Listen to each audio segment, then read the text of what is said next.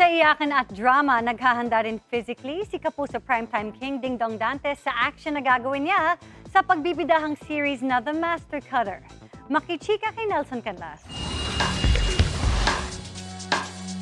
Balik pagpapakondisyon ng katawan si Dingdong Dantes bilang paghahanda sa kanyang upcoming GMA Prime action drama series na The Master Cutter.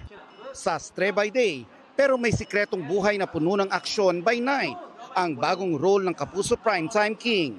Parang hindi ko pa ginawa sa isang series, pelikula man or teleserye, yung ganong nag-iiba-iba ng itsura.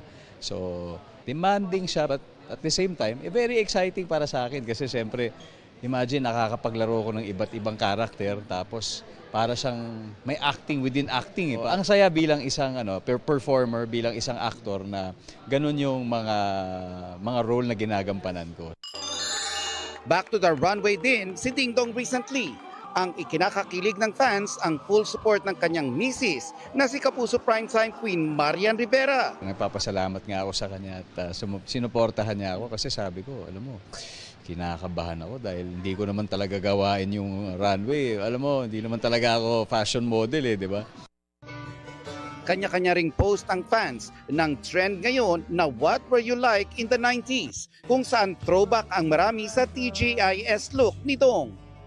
Nakita ko nga so sa TikTok nga parang ang daming mga 90s throwback na lumalabas. So nakakatuwa kasi syempre maaalala mo yung mga pinagkagagawa mo noon, di ba?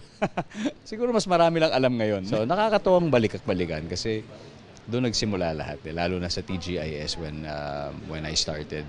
And that was almost 30 years ago. Ganun na katagal. Pero good times. Good times, good times.